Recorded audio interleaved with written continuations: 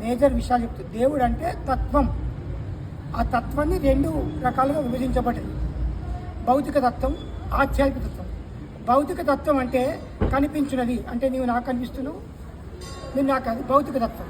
అందులో జీవన విధానం, మానవ మనుగడ, భూషించుడు, విసర్జించుడు నడుస్తుంది భౌతిక తత్వం.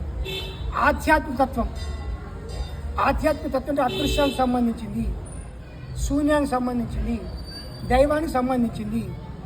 శక్తులు 3: దైవము, శూన్యము, మనిషి భౌతిక దేహానికి ముడిపడి ఉన్నటువంటిది మనస్సు. మనస్సు కనిపిస్తుందా? కనిపించదు. కనుక శక్తి. మీరు ఏది సాధించాలన్నా మనసు పెడితేనే సాధించగలుగుతాం. అదేవిధంగా దైవం శక్తి కనిపించదు కానీ దైవం శక్తి. శూన్యం శక్తి. సమస్త నక్షత్రాలు, గ్రహాలన్నీ ఎక్కడున్నాయి? శూన్యం ఉన్నాయి. అంటే మనకి ఏం తెలుస్తుంది?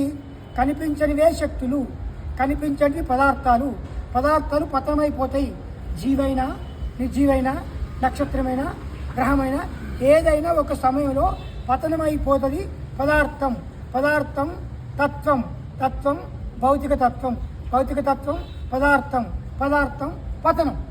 తత్వం ఆధ్యాత్మిక తత్వం, ఆధ్యాత్మిక తత్వం మనసు, మనసు దైవం, దైవం శక్తి, శూన్యం మనసు శాశ్వతం. కాబట్టి ఈ యొక్క శక్తి, ఈ యొక్క భౌతిక పదార్థానికి ముడిపడింది ఒకటి ఆధ్యాత్మిక శక్తి. అంటే మనసు మూలం. ఆ మనసుల శక్తితోటి నువ్వు ఏ అంశంలా తెలుసుకుంటావా నీ ఇష్టం. ఇక నీ శక్తి మేరకు తెలుసుకో.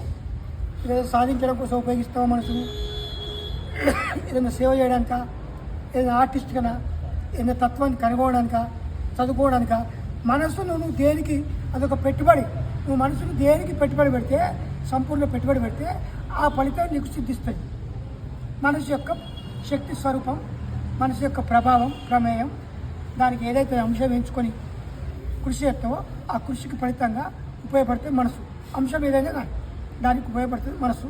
ఆ మనసు ఆధ్యాత్మికం, అదృశ్యం మనస్సు శక్తి.